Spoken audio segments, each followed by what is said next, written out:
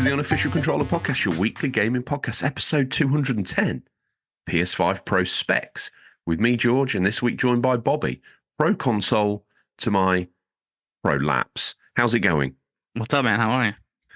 I'm doing great. I mean, I'm looking upon you almost like Christ Reborn. As you mentioned last week and in one of your solo updates, you had an operation booked, and you're in recovery. You're not 1,000,000%, but let me tell you, you're looking more cherub-like than I've seen you in a long time. You're fresh, you're handsome, you're sexy. Your midsection probably looks like Frankenstein's head, I'll be honest with you, but I'm okay with this. You look beautiful. Thanks, man. I feel great, bro. And may I say,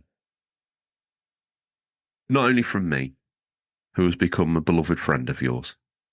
Well, here's me assuming that. I like to think myself a beloved friend of yours. It's a fact.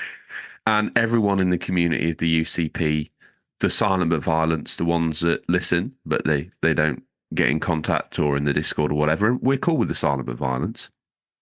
But even them, I can feel saying, thank goodness Bobby's okay. Yeah, man. That feels nice. Feels good. Are you feeling any different? I just feel more like energetic, but like, believe it or not, it's just like a miracle. You know, you were bleeding every day. Now you're not bleeding no more. And it's like, wow. Energy levels back. I could sleep again. The good news is you've got 6 to 8 weeks of rest. Yeah. Which you're going to use to climb the Mount Everest of backlogs. 100%. Are you feeling like you're going to get to the top of that pile, or? I mean, I think what I have, most of the games I have are like that are the single player games. Yeah. I only think Lies of P is the hardest of them all. Everything else seems pretty doable, especially if I have all that time. So I figure I plan out my whole day. Right? Want to hear it? Do it. Get up at 7 a.m. like I know. Well, I usually get up at 5, but there's no need to. So get up at 7. Right? Yeah. Take a little nap, whatever. Wake up at 7. Have a little breakfast, and then walk Eva towards work. Because she walks way faster than me, so she's out. Even before and after, she walks like the Flash. So she's gone. Then I'll do what I'm supposed to do, like exercise. So I figured if I walk 3 miles, come back, shower, then I have my whole exercise regime that I'm supposed to do is done. Put the PS5 on. Make another thing of coffee maybe, or just have some orange juice. Who knows? Whatever. Living life now. And then just, bam, play up until Eva comes home. And then even then. Mumsy, can I have a hernia like Bobby? Bro, telling you. No. Okay. And then beat that game. I mean, some games won't take that long. Especially when you're playing like that. You know? Yeah, sometimes it takes me a few weeks to beat a game because I don't have all that time, a couple hours here and there. Now I'm like, I have solid hours. This is like COVID 2.0. And then if I get a little bored, guess what? I just go outside and get a little exercise again, come back. There's plenty of time. Let me take you back 2 years when I had spent Friday night, barely any sleep, Saturday, no sleep, Sunday, minimal sleep. And I was telling you about Horizon Forbidden West and me sort of role playing as I take my raptor through the trees, weaving in and out of them. You're like, whoa, bro. Like that's what solid gaming feels like. You literally just sink into the universe of this game. And no, it does. Then when I'm playing, I don't even like eat or drink. Like I just get like hooked into the game, Perfect. Because when you're a kid, you could play endless amount of time. Like your parents like, just I need some quiet time from this guy, just he's quiet in the room. So like they don't even care, Right. Then when you get older, it's like you want to hang out with your friends and you get a partner, a girlfriend, boyfriend, whatever. Then you want to spend time with them. Then you get a job, and then like, all right, you love gaming, but where's the time? So you got to pick and choose the time, So you never have enough time as a gamer to do anything, or in life to do any hobby you have, because you have other things you have to do. Now it's like, all right, I have this chance to recover. let's take advantage of it. Let's try to knock out some of the backlog, and then everything goes back to normal. A couple hours here and there, but that's life, right? It's annoying, but it is, sadly. Yeah. In fact, let's not muck around. I know you've been laid out unconscious in a hospital somewhere, but I've got to ask, have you been playing? So, before, I think it was me and Tom talked about the Night at the Gates of Hell. It's a puppet combo game. Mm-hmm. So it's like this real low poly resolution games, like PS1 style, I guess, era. So Yeah. like graphically, yeah, they're not gonna scare you. Like it's nothing too scary, but like they do such a good job with the lighting and the sound. The sound is probably one of the best sounds ever. So even though the zombie looks like a blockhead with a stupid looking face, like, oh, it's like he comes out of nowhere, bro. And the sound, even if it's on low volume, it's max volume for this company. Yeah. So you get kind of nervous. You know, you have to reload your gun. You get only headshots. It's not like Resident Evil. You can shoot them. No, headshots only. So you got to aim. Then you look at your little hand and it's like, look at this. Someone drew this of a skill level of drawing of like a 10-year-old. Right? But it doesn't matter because it's the gun, it's the hand, it's the sound, the lighting, the story is just straight up B horror story. And I remember like as a kid, yeah, you have your classic horror movies that are like high budget. They could be good or bad, doesn't matter. But then you know when it goes straight to DVD or straight to cable. It's like the worst acting, everything involved. But you just want to see it because you'd have to believe it, right? That's how this game reminds me of. That's why I kind of like this company because how they do all the low budgety things. So I finished Knights of the Gates of Hell, got the platinum for that. I downloaded Cannibal Holocaust or Cannibal Abduction, whatever it's called. I will play that next. And I did more of the Nun Massacre. Mm-hmm. So Knights of the Gates of Hell is like level based. So you go through levels and then there's like DLC, which you knock it out. And I can't talk about, I have to find a way to talk about the DLC because I can't mention it here. It's a little bit over the top. Yeah, like the enemy you fight is the Booty Creek. No, Creek Cheek Booty Freak. You have to fight this man. Absolutely hilarious. That's my that's my forum username. Imagine you waking up in a room and in the room is low poly butt cheeks all over the wall. Oh my. Because he's stealing them. It's absolutely hilarious. Wow. Straight up out of a B horror movie. So I did that. And then Nun Massacre is different because Nun Massacre is like a loop. Mm-hmm. So you have to do things in a certain way to unlock certain things while avoiding the nun, who again is not scary. So she comes up on you and screams and like, oh my God, your controller drops. It's great. But I downloaded Helldivers 2. I've been playing that with my boy Marlon. I think this game is amazing. I mentioned it last week too. Still playing it. I always ask because I know he's almost like Stingray. Yeah, he is basically. Oh, he's all right. He's doing all right. I might play with him later on today. Depends. I'm a little upset though at him because he wanted to play a little bit yesterday. Helldivers. I said sure, no problem. And I was busy. You know, I was doing things, and then I log in, and he's like in a full squad. And I'm like, all right, so drop one. He's like, oh, I'm getting rare samples. I'm sorry.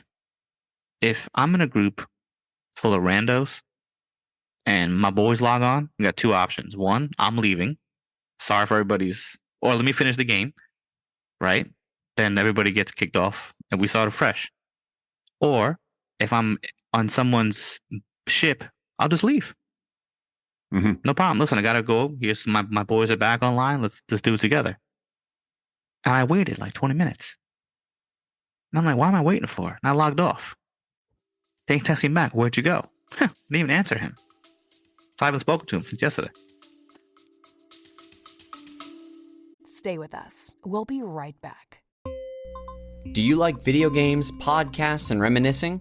I'm actor, video game writer, and total sweetie pie Connor Savage McCabe, and on each episode of Call Me By Your Game, I sit down with a guest for an intimate look at a special game from their past. Did you and your dad beat Spyro the Dragon over the holidays? Or was Halo 4 the one thing that united your roommates during your senior year of college? Stories like these are what Call Me By Your Game is about. From video game content creator Janet Garcia to Hades voice actor Courtney Vinay's, I interview wonderful comedians and game industry friends about these memories. Check us out wherever you get your podcasts, and maybe someday you'll call me by your game.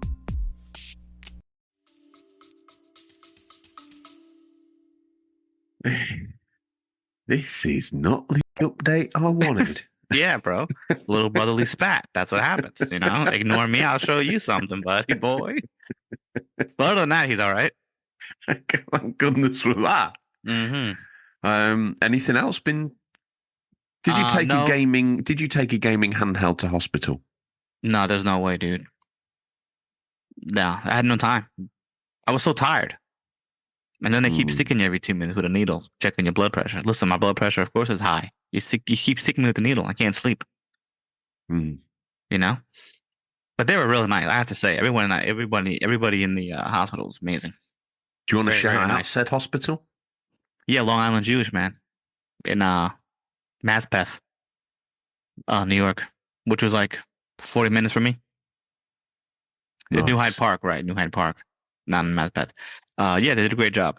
I knew when I saw the surgeon that this man's going to take care of it. I just had trust and feeling in this guy. You know, it's kind of like when you first time you see Ric Flair in a wrestling ring, and you know who's going to win. That's how I thought. This man's going to win. 13-time champion. This is the guy. This is it. So this guy came out in what, like a sequin robe, or? Dude, this guy came out in the most expensive black suit with little stripes, like very delicate stripes. Okay, crisp white shirt. His little chest hairs hanging out. Right. He had 2 Star David's necklaces, gold rings. I'm like, this guy's like the mafia of hiatal hernia surgery, bro. You know, this guy's like the Godfather. This guy's amazing. As soon as I saw him, like, man, I knew it. Like all my worries waiting for him. I'm like, he opened the door and I heard like Nature Boys music. I was like, this guy is gonna save me today. You know, I am literally dining out on this reborn. I said to you off this air, dude is crazy. This dude that I heard on the American Office Takeover Part 3, I was like, who is this Bobby? I feel good, man. I'm telling you, I feel great. This is like 2.0. Yeah, man, it really is. So the recovery was good. I'm back home the day after. You know, liquid diet is what it is. I mean, I'm not really hungry, which is good also. But I have to do a little exercise every day. And then 2 weeks I see him again. He removes some of the metal stitching. It's not really exercise, is it? It's a quick sort of gentle walk down to the bodega. Yeah, but it's still a walk. It's still good. Lava. It feels good to go out and walk again, you know? Like, and not be like, oh, God. I feel like, because I always had mad energy, man. Always had it. And then when this happened, I thought I was like, damn, am I really getting old? 40's really old? No, it's not. It was this whole issue I was having. Like, bro, 40's fine. I mean, look at Ronaldo playing soccer still. That's what I feel like. I feel ready to swing everywhere I go. You know? My boy. Yes, I feel good. So let's see what happens with the 2 weeks I got to see him. And the following week I got to see him again. Remove all the metal stitches and then see where we are. And I should be good, man. I feel good now. So I can only imagine in 2 weeks. It's an upward trajectory. Yeah, it is. Let me. What about you? What have you been playing? Well, let me regale you with some tales of woe. Let's get the games out of the way. My girlfriend Rachel, she's never seen anything by Naughty Dog, but you know what she's seen of The Last of Us that we played, she's impressed with. So she like watch the story. She does, a lot. Yeah. And we played. So we've already played Last of Us Remastered. Finished that. Played Last of Us 2 on PS4, finished that. Got the remake on PS5 of Part 2, replayed that. I've forgotten how visceral that fight is with Abby at the end. Yeah, dude. Oh God, it's almost repulsive, isn't it? It's and designed that way, but there's a couple of moments where I'm like, let's sort of sway into spoiler territory here, but you're drowning her at the end, and I remember the first time I played it, I felt awful because I don't know if I'm the only person on planet Earth, but I kind of developed a little bit of a bond and respect for Abby. Mm-hmm. And when you go through that scene at the end, when I first ever played it, I talked about this on air, I think, I didn't know what to do. I was so conflicted. I thought, I can't fight her. I'm not going to punch her. I'm not going to press anything. And then she beat me up and I died. And I was like, oh, so it's going to have to go. You have to do it, yeah. And it's a bit like that fight in Death Stranding, I suppose, where it's like the camera kind of shifts a little bit and you're both submerged in water and there's no real health bars on screen. And you just go at it, and it's horrifically beautiful. So it was good to see that through again. Still stands up, probably better than 1 on multiple replays, if I'm honest with you. It is, really? Yeah, I think so. It does sort of slow in the mid part of the game, I think, but I've played it multiple times now. But it's still excellent. Some of the stuff in part 1 was kind of scary, like jumped out at me. Mm-hmm. But I remember playing 2, like, damn, it was. I felt it was a little bit more scarier and realistic than 1. Yeah, no, I agree. I mean, the remake of 1 puts to bed some of those sort of issues, I would say. Oh yeah, definitely. Yeah, it's of the graphical standard of 2, and they do seamlessly flow into each other. Although 1 doesn't quite feel as slick as 2, even the remade versions. But what a great story. So we've also played through Uncharted 1, finished Uncharted 2 this week. Decided to dust off. I've already finished Alan Wake, the remake, and we're probably 3/4 of the way through playing through that because I've got Alan Wake 2 on the download ready to go. Mm-hmm. Got the new MLB downloading. The most important thing I want to confess is that initially on this, 2 things actually. You and Seb were right. Will George admit he's made a mistake? Well, absolutely. Actually, yes.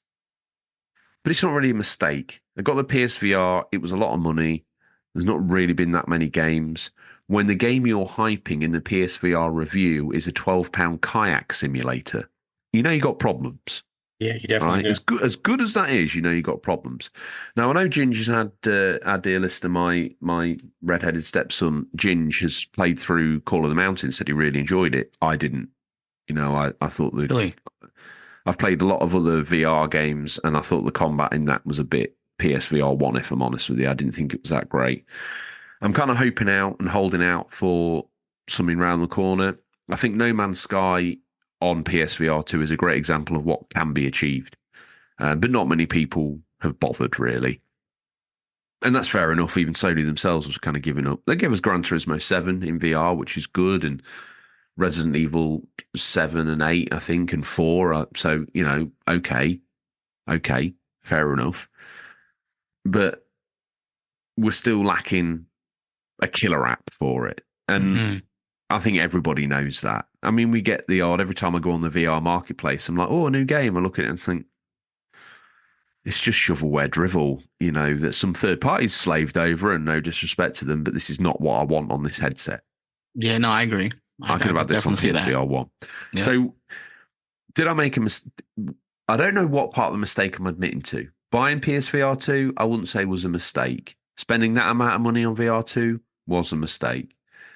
Buying a headset that doesn't, and there's arguments for and against, but let's say it doesn't have that many games. That was a mistake. So did I make a mistake? If there was a mistake to be made, I guess I made it. Yeah, I made it. But fresh off the wounds of PSVR 2, we saw Portal was announced that some time ago. And I said on air, and you have said, and I've both said, what a steaming pile of garbage. Yeah, what's the point? Exactly. And then I started seeing reviews and the way I live my life. I've got my home here and stay at Rachel's. And, sometimes I want to just grind away on a JRPG or something, which doesn't appeal to her at all. and I get it. Probably barely appeals to me, but when you get hooked into these things, they get you, don't they?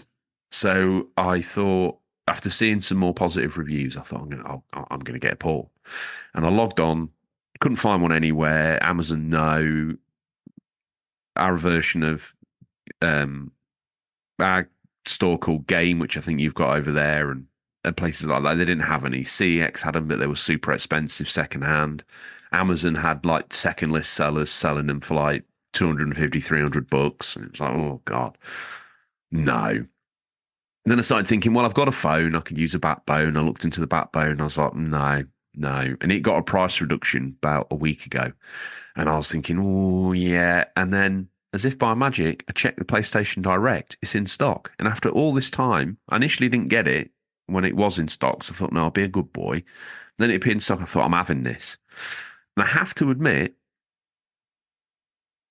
now I'm thinking it's amazing. When I first set it up, I was overcome with buyer's remorse. It didn't really work properly. It wasn't very slick. It needed the console rebooting. And yeah, I listened to you in the American Office Takeover, and you said that your man brought his into work and you had good Wi-Fi in the office, and you thought, yeah, apparently our Wi-Fi is tremendous, which I didn't even think about that it would even hold up. And he put Mortal Kombat, whatever the new one is, on, and I played a game just with the computer, and X'd, circled.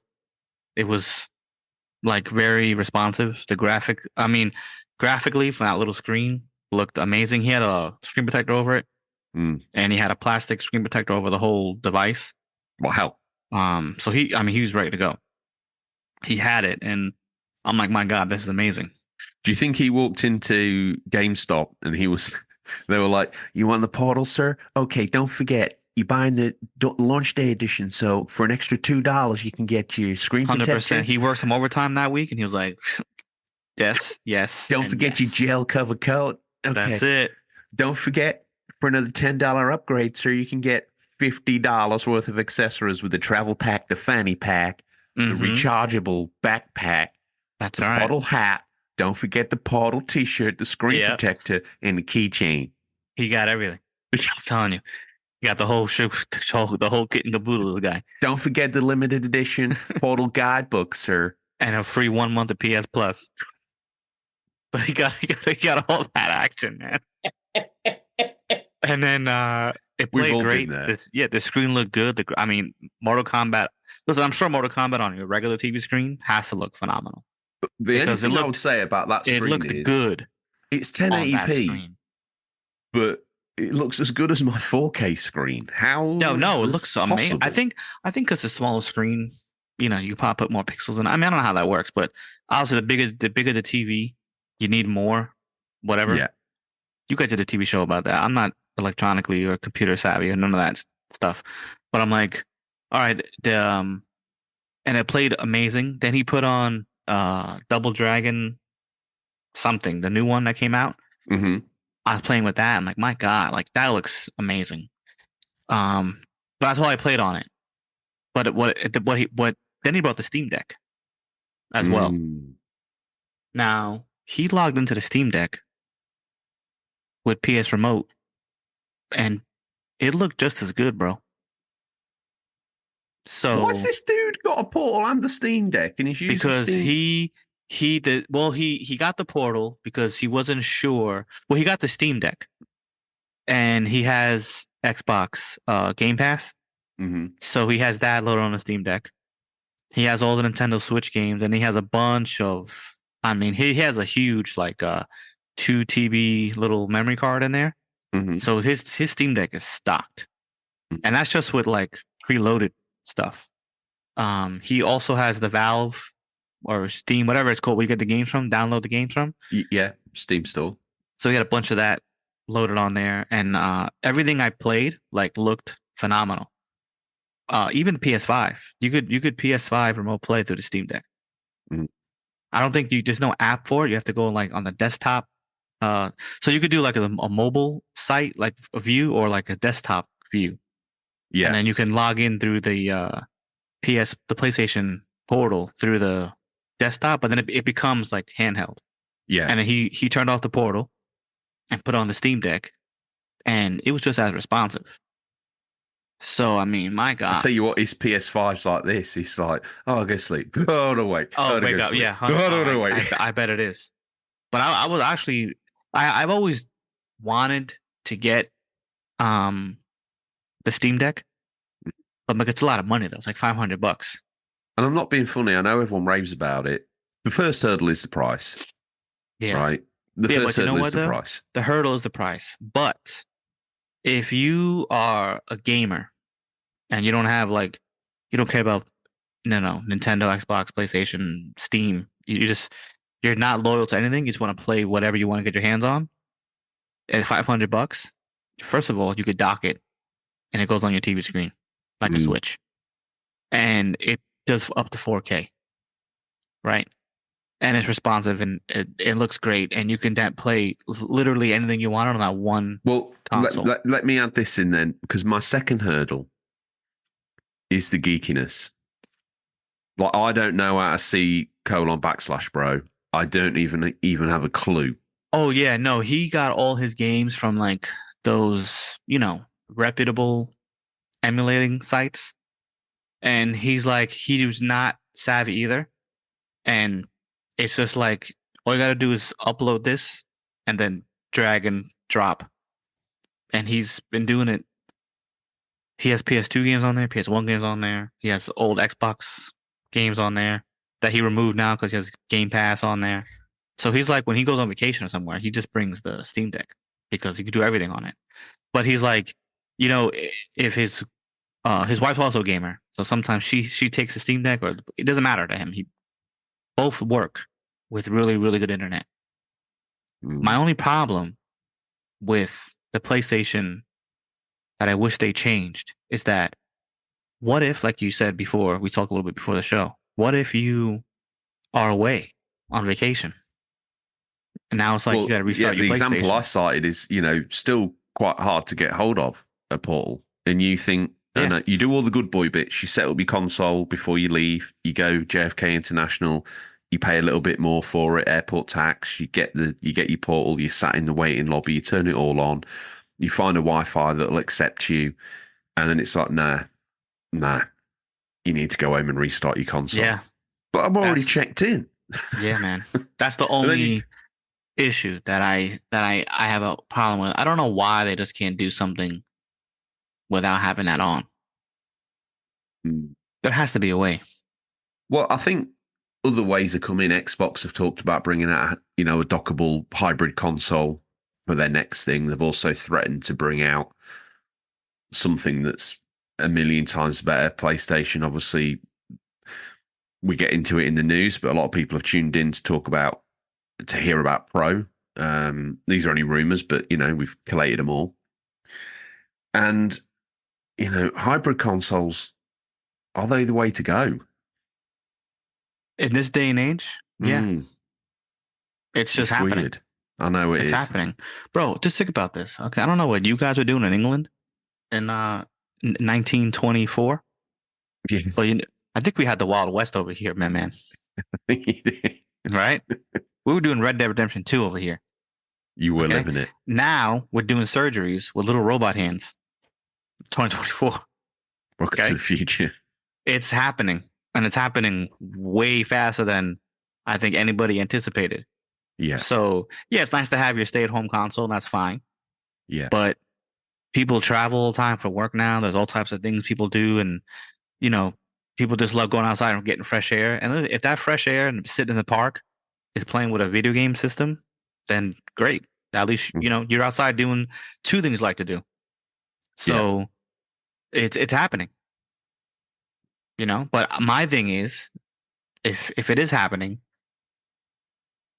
why would I buy a Nintendo, Xbox, or a PlayStation for my next console if it's going to be on the go when the Steam Deck can do everything that you want to do?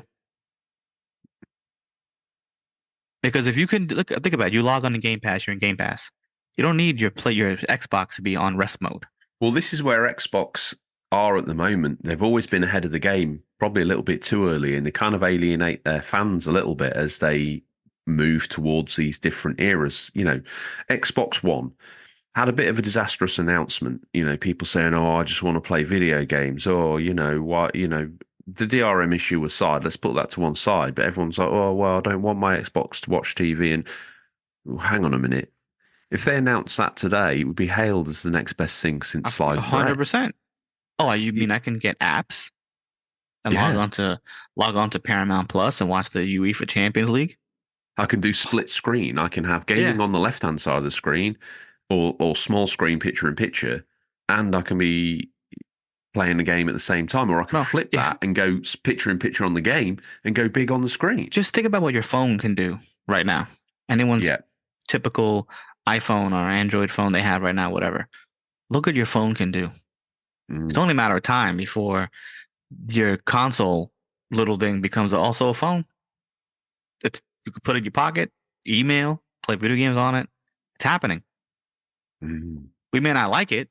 I mean, you don't have, but then again, like, no one's saying you have to have it that way. You can still do it the old school way. Can't play Nintendo on the go.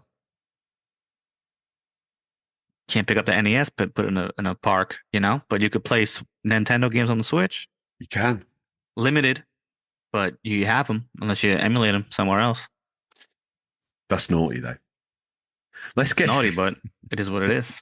Let's get into the news. We scour the very darkest region of the internet to bring you the latest stories. First up, PS5 Pro looking to be the biggest boy. The heavily rumored PS5 Pro will feature a GPU graphics processing unit up to 3. These rumors are absolutely mind-blowing, to be honest with you. Up to 3 times faster than the PS5 model currently available. It's been claimed. Insider Gaming and YouTuber Moore's Law is dead state PS5 Pro documents were posted to Sony's developer portal, and screenshots have been shared with them that suggest that the upgraded console delivers significant improvements over the original system.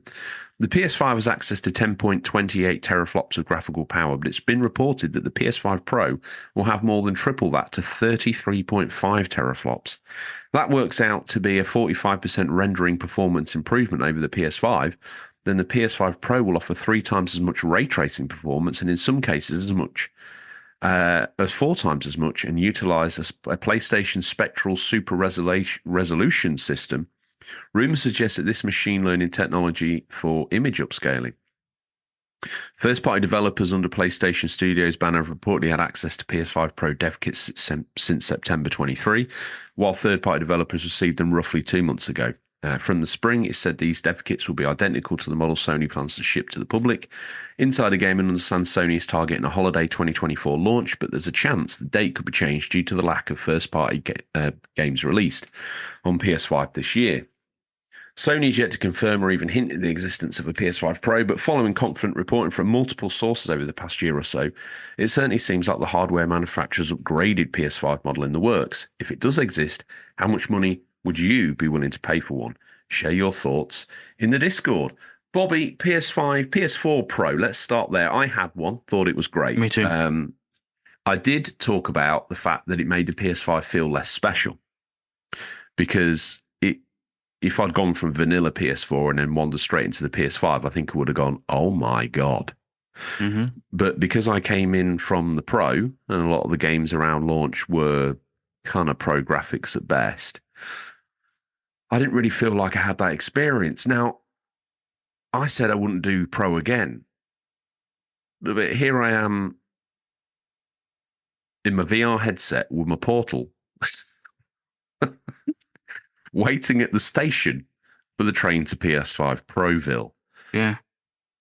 45% rendering improvement over what we've got already. So imagine graphics that are nearly half as better as they are now. But I can't even imagine that, because what does that even look like?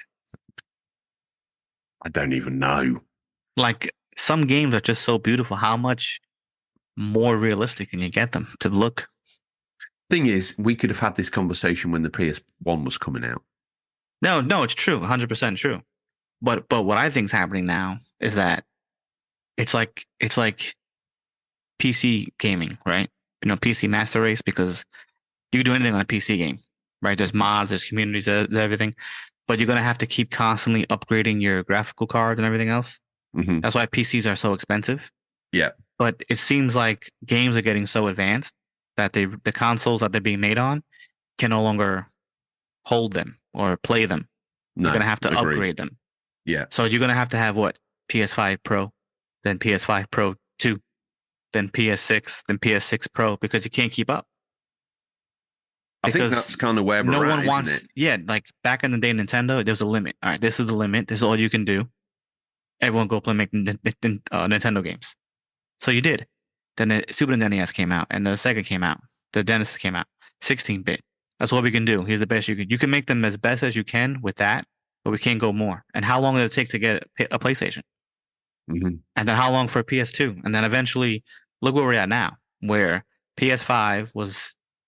Listen, because there was so many, because COVID and everything else happened, you had your PS4 Pro and your PS5, and everything had to be released for both systems. Mm-hmm. So we never actually saw the true power of the PS5. The true power. Yeah, only with certain games, you know what I mean? Because that was only on PS5. Like Demon Souls Remake was phenomenal. They would have put that on PS4, it would have not looked that good. It still looks good now. No, yeah, it does. It would have looked as good as it could have been for a launch game. Mm-hmm. But now look at The Last of Us Remastered. Apparently, it's phenomenal. Mm. I mean, Helldivers, for what it is, it looks phenomenal. Like, for all the action happening on the screen at once, it looks great. Yeah. But like, people always want to push the bar for the next best thing. So it's like, you eventually someone's gonna be like, listen, the PS5 vanilla model cannot hold what I want to produce. We can't release the game. We need something better and bigger. Let me ask you this: if this rumored Pro is real and these specs are correct, are you getting one? Day one, bro. Day one. I got a little. You're not allowed bank. to get one unless you got the headset, the portal, the earbuds. I got a little piggy bank on the side. every week, a little chunk of change, just in case. You know, for the Pro. emergency fund for something like this. Yeah, I mean, it's going to happen. That's what's happening. I think there's so many things you could do and put into a game now that I feel some developers feel. Because the Pro PS4 Pro, it felt good and it made things feel slick that were sort of struggling and a bit sort of fan heavy on the Mark 1 PS4. But it never really. It was impressive, don't get me wrong, but it never really blew the doors wide open because they always had to have. People say, oh, Xbox Series S is holding back Xbox Series X. Well, surely PS4 Pro was held back by the PS4, and PS5 Pro is going to be held back significantly by vanilla PS5. So I don't know. I want my games to be as pretty as I can get them. Well, everybody knows that's the thing too. Like, I don't like you had the S and X model released at the same time, and I get what they're trying to do to make it, for all fans of all budgets to play the games on. And that was actually probably one of their better strategies on this console launch. No, it's true, and I agree with that. It was smart, right? Because sometimes you don't spend all that money for a console, but you don't need to because you have this version. Yeah. All right, that's fine, but now your games are limited to be. It has to play just as good on the S as it does on the X.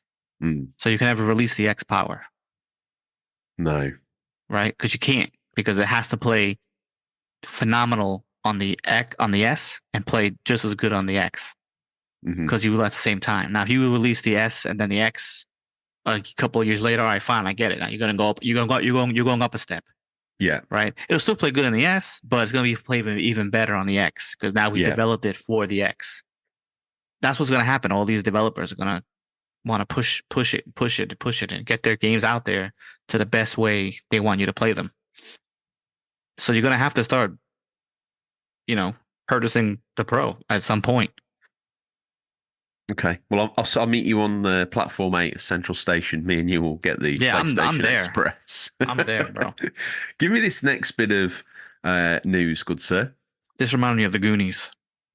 So many doubloons, shipmate. That's how it's written. PS5 release of Sea of Thieves is right around the corner, and Rare has been busy cooking up a variety of special editions for players to pre-order. with that in mind, we're also getting more options on Xbox and PC. As of today, you could buy the digital deluxe and premium editions of Sea of Thieves, both of which include a whole bunch of extras and in-game goodies. The deluxe retails at $49 and the premium at $59. So are games more money for you guys than it's for us? I guess with the performance, because you said $49 and but yours is 49 £49. pound. It's more money than us. Technically, yeah. Interesting. So they make more money here. Oh, by the way, maybe I should have put so many the balloon shipmate and then put ARGHHHH. I said it. I wrote I should have went and I don't know why. And I feel I failed. When I wrote it, I was thinking Yeah. But I tell you what, let's not get lost in the weeds on what's in this pack. But 12 months ago, if I'd said to you, see if he's coming to PlayStation, would you have believed it? To be honest with you, I've heard of it. I didn't really know what it was, even though you guys. It's a very popular live service. I heard it was fantasy good. pirate simulator. Just it's not for me. But the fact that one of their most popular exclusives was making its way to PlayStation, would you have believed it a year ago? Yeah, because we had to give MLB to Xbox. I've done some research here. MLB gave MLB to Xbox. Yeah, they had to. Not PlayStation. No. So if you go on Xbox and put in MLB, does it say PlayStation Studios? It does. That has to be wild. But saying that, before MLB came over, we had Minecraft. Yeah, that's true. And they could have ceased. I didn't even know that Minecraft wasn't even an Xbox game until we spoke about it. I had no idea. Yeah. And the scary thing, we did an episode, maybe I did a solo show on the history of Minecraft. And I think Wayne. For Wayne.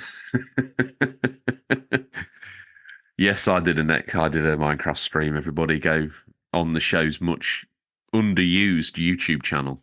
I think a lot of people go there. They hear about this podcast. The first place they go is YouTube, which is, for a podcast, is crazy, but okay. And then all they find is 100 episodes of me.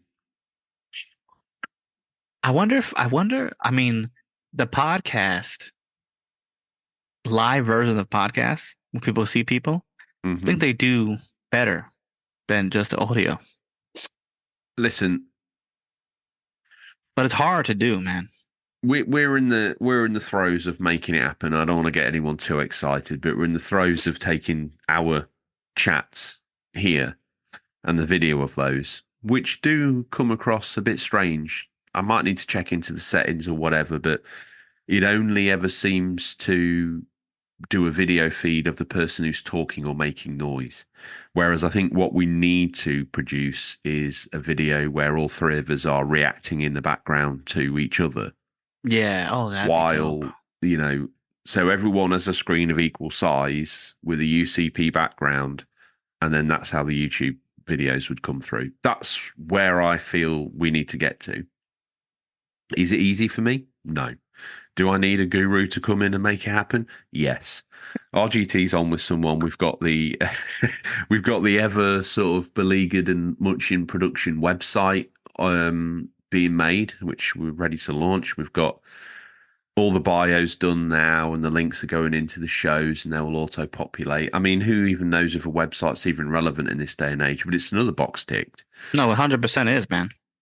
And I'm hoping there we'll be able to publish our reviews. So we'll get to the point in time where we're doing reviews. We can do your sort of platinum challenges. We can get Seb's indie reviews on there. RGT's and Gems can live on there. We can even publish news to it. Not that anyone's going to make a beeline for the UCP website news page, but they might. They might. But getting back to the original topic, Sea of Thieves. Well, one second before we continue. Sorry to cut you off.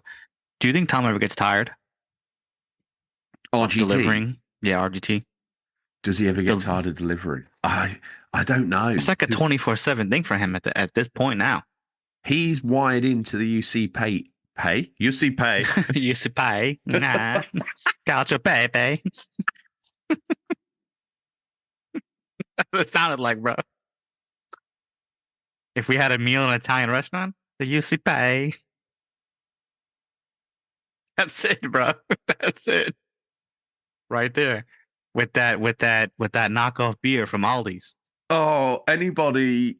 One of the things I'm really loving at the minute is when a show's finished and everyone's ridiculed the hell out of the things that I say, is then we get the AI art generation of the silly things I've said. Me ordering a Yusupe in a Thai restaurant has got to be absolute fire. Can't wait to see that. Don't let me down, listeners. I don't think he does get tired. No, he's delivering a website. He's delivered a very successful early adopter program for our support, which is phenomenal.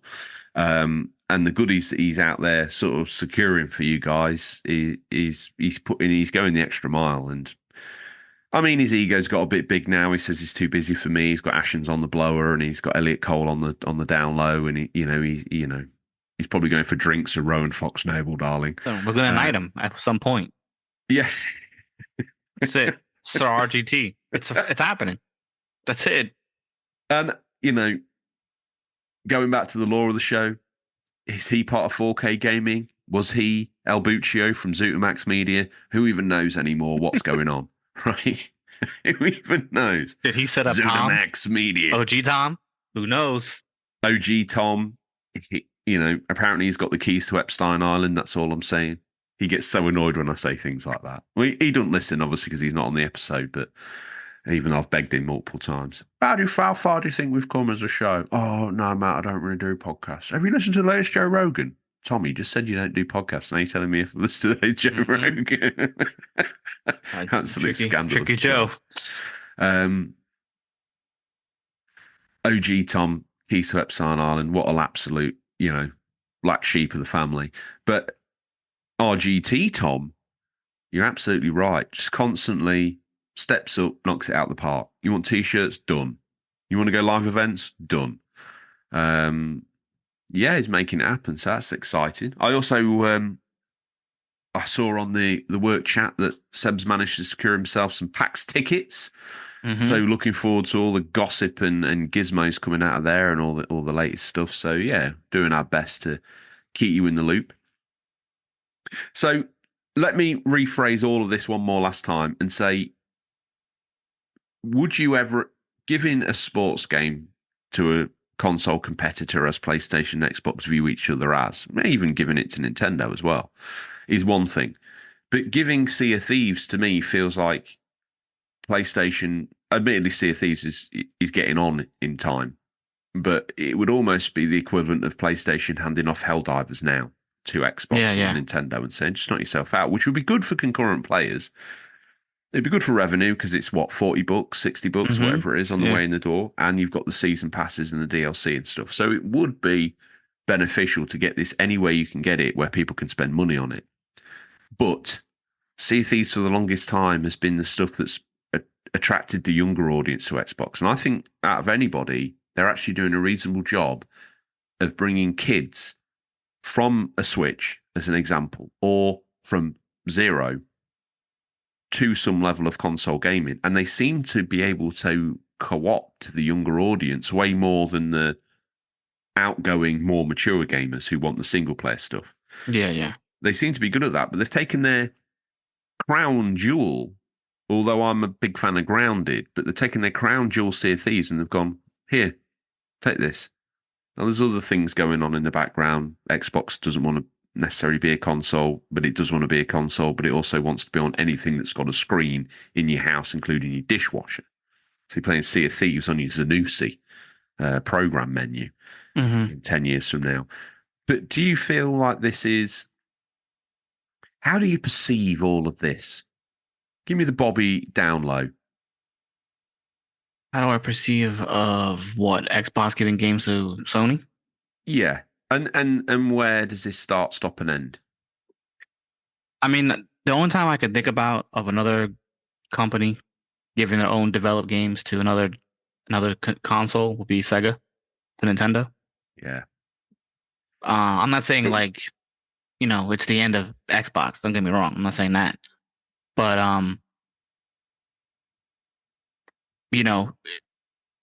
if they can get Xbox game who want to play CFDs don't have an Xbox, I can play it on a PlayStation, and it's only $40 or whatever they're going to charge you for, $50. It's a win for them, I guess. It's more money for Xbox. Yeah, I'm sure they have to split something with Sony, obviously, but it's more money for Xbox's pocket. Yeah. Because at least not right now or anytime soon, you're going to see Xbox Game Pass app on the PlayStation, unless they're giving big mucks. They're kind of set to make a hell of a lot more money, and they need to pay back all that money they spent on Activision. Yeah, they have to. And they've probably realised they've had to do that quicker than they thought. Bill Gates has probably said, "I need a new patio. It's going to cost exactly what you just spent on that. I need it back tomorrow." Yeah, and I guess the only way to make money is to put your stuff everywhere. Because I think Xbox they're almost past in their own, I guess, way of thinking is that they're past the console, right? Like there's no console war no more because you don't have to play Xbox on a console. You can play it anywhere. That's the whole point of this whole Xbox Game Pass thing. Yeah. Play it on your PC, play it on here, play it on the Steam Deck. They don't care what you play, just play it. That's what they want you to do. They want you in their ecosystem. And they want you playing all their games regardless of how you're playing it. So their console doesn't really matter to them anymore. It's get everybody in on Game Pass, get the games. And now it's like, well, you know what? If you don't want to come to Game Pass, we'll give you some of our games as a third party. Still an Xbox game. You might like it. And be like, hey, what else do we have to offer if you're not an Xbox player? Well, see if these are good. For the longest time and still to this day, exclusives in the current era we find ourselves in seems to sell consoles, and it's a strategy that's worked for Sony that they've stuck to. They've kind of deviated a bit. Well, that's how it was always since gaming started. Always, even back in arcades, like Pac-Man. Atari developed that, right? Didn't they develop Pac-Man? Then you had all these other people trying to be a Pac-Man game. Well, it's not Pac-Man, my guy. So you're not going to get the quarters. You know what I mean? Then you had, let's just say, Street Fighter. That's Capcom. Well, you know what? I have this game on SNK, King of Fighters or whatever. Like, you always wanted to get a game that was just as cool as the game you're currently playing to get another console. That was the whole point. Exclusives were the war. Hear me out on this one. Exclusives, as we understand, have sold consoles historically. But Microsoft did a little bit of a thing, didn't they, with Games Pass, where suddenly the weight of the social media and the fan noise, and I don't know whether that was real or just social media hot air, but in a way, they managed to kind of force Sony's hand to remake a Games Pass equivalent. It's not the same, but it forced them to do it. Yeah, you have to. They kind of had to, because the internet was like, "Oh, this isn't acceptable. When are we getting Games Pass?" Every single comment, they'd release a trailer for Ghost of Tsushima. When we're getting Games Pass on PlayStation, and I don't mean Microsoft's Games Pass. I mean, when your version of Games Pass coming out. They literally stopped Sony in their tracks, who had been making good money. Now, Sony didn't follow the model exactly. It's not day and date releases and whatnot. And I'm sure it's actually ended up being quite the cash cow. I have it, and yeah, there's 3 tiers of it, so you can go in as hard as you want, or don't have to go in as hard as you want. Exactly. And so they've produced that. Now that's worked in their benefit, but now it feels like there's a social media war on exclusives. But it only seems to be coming from the Xbox corner. So it's like, "Oh, you're being bad for the industry. You're being bad for the industry. This isn't good enough. We need these, why are you hurting players by making them buy your console to play your game? We want everyone to have exclusives everywhere." Oh, okay. Is this another example of Xbox trying to sniff a change in social media and then trying to co-opt other manufacturers to release their exclusives on other people's machines? I mean, possibly. It's I just don't think you can exist as a brand without exclusives. I am of the same mindset. Because my thing is, like, don't get me wrong, I don't hate Xbox. I'm not an Xbox hater. I just always been with PlayStation, right? And they have the whole platinum thing I have and everything. So yeah, if there was a really good Xbox game and I had an Xbox, of course I'll play it. I'm not like don't play Xbox games or don't play Nintendo games, but for what I have, I'm satisfied with, right? But if all the exclusives were gone and everyone had their own, and then all the exclusives were just for like all the consoles, it's not exclusive anymore. It's just third party. So then what does it matter if I have an Xbox or a PlayStation or Nintendo? Because now it just became. What if they decide not to make hardware anymore because you can play it on your phone or whatever? Yeah. Well, that's what I'm saying. Xbox doesn't have to make any hardware. They try that's the trend. They want you to in their Game Pass ecosystem, and they want you in there playing everything and everything they can possibly give you right from the go for whatever price it is a month. And for some people, it's great. I'm not saying it's not a good idea. I think it is a good idea. I think it's fine. But when you don't have any exclusives and all I'm getting is third-party games and I can't play like Last of Us or God of War, Bloodborne or Demon Souls or whatever else, it's like you're kind of missing out. But that's the point though, right? Because when you had Nintendo and Sega, sometimes you missed out. And it wasn't until later on in life where you have money and become adult. You know what? I'm gonna buy a game I didn't play back in the day. Now you have both. Yeah. Like I was always a Sega guy because my friend Adam had a Super Nintendo. So I made the choice. Well, you have a Super Nintendo, I'll get a Sega. Because now we could play at each other's houses different games. Yeah.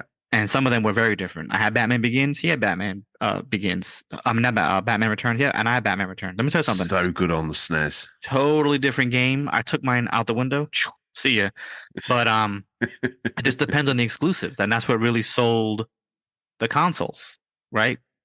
PlayStation went to battle with Sega Saturn. Very similar, I guess, hardware. Yeah. And now, boom, it's gone, right? Yeah. Sony was going against Xbox. I wouldn't even put Nintendo in this category because Nintendo is just Nintendo. Nintendo can just do what Nintendo does and be fine for the next 200 years. Yeah. Because it's Nintendo. But Sony and Xbox are always pushing the limit of what a game can be and what a game wants to be. And if Xbox is no longer in the console war because they just want you to play it anywhere, then they don't care about exclusives, right? They're just putting out games and you get playing it for X amount of money a month and you're having a good time. It hurts them if Sony and Nintendo continue to make exclusives of the tier of games. Well, it hurts them, but that's the decision that they made. Yeah. They thought the best thing for gamers is to play it anywhere and everywhere. And I think when we go back they bought to all the these Xbox studios. One, they were correct. Yeah. And they bought all these studios. And what have they done with the studio? What have they made? So if you want games to be played everywhere, what was the point of buying all these other studios? Because you didn't have exclusive games. So now you bought studios to make exclusive games, which you haven't even made yet. Where Sony is still keeping the single player experience alive. The live service things are happening.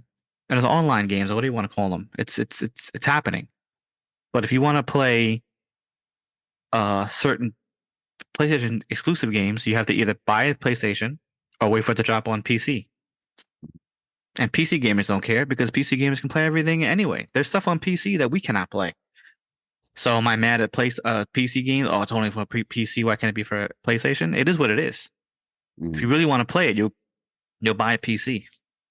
You know? That's my feeling. If there's all types of gamers out there, you got to pick what's best for you. But if Sony decides we're sticking to this format and they want to make exclusive games, they're going to make them. Because who do they in battle with now? They're really in battle with nobody. Well, the only person they're in battle with really is themselves I mentioned the Portal at the beginning of the episode, and one thing I noticed about that and the VR, and in certain, not necessarily the PS5, I don't think they nailed this as well, but the unboxing. I opened up that Portal and I was like, wow, I feel like I'm buying a real premium piece of kit. And I think I feel like they're pulling towards the sort of high-end premium experience type scenario, the unboxing, the niceness, the feeling of you getting something quality. I feel like they've kind of span off and they're trying to push in that direction to be like the premium luxury brand, and we'll charge what the hell we want for maybe not even that great a thing, but you'll feel like you're getting a great thing because the box had a cloth strap on it, and it feels nice, it looks nice. We talk about the Portal, it's basically a DualSense that's been hacksawed in half and someone's glued an iPad in there. It's as ridiculous as it looks. I mean, but it feels great in the hand, and the screen. You know what it's almost premium. like? If you can just picture this, because I work for hotels, obviously, and it's like you have your Hiltons, your Hyatts, your Wyndhams, your Marriotts, right? They all offer something different to different people. Yeah. But they also have their tiers. Yeah. So you could stay at like a Marriott or a Hilton and spend big bucks. Or you go to like a Hilton DoubleTree, which is a little bit lower. Or you could stay at a Hampton Inn, which is another Hilton property, just a little bit lower, free breakfast.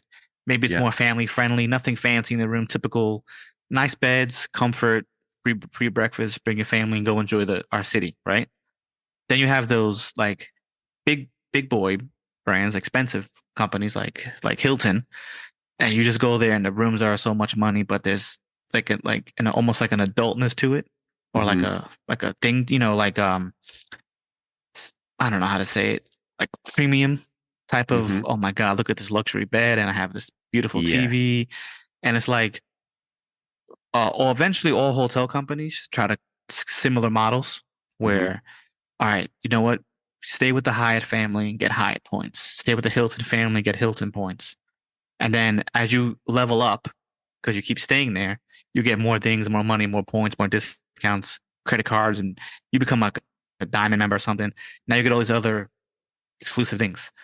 I'm pretty sure hotel chains is so. I mean, it's a small community, whether people believe it or not. Like they're always talking to each other. How could we be better than Hilton, or how could we kind of get this from Marriott into our company? So, but if you just like staying at Hilton's, there's nothing wrong with that, right? No. But eventually, Hilton might incorporate something that another hotel chain does that maybe you feel you should have. Yeah. But you're not going to go to the corporate headquarters and be like, yo, I need satin sheets because Hyatt does it. Like, then go stay at a Hyatt because we're not doing that. We're Hilton. That's what makes us Hilton, right?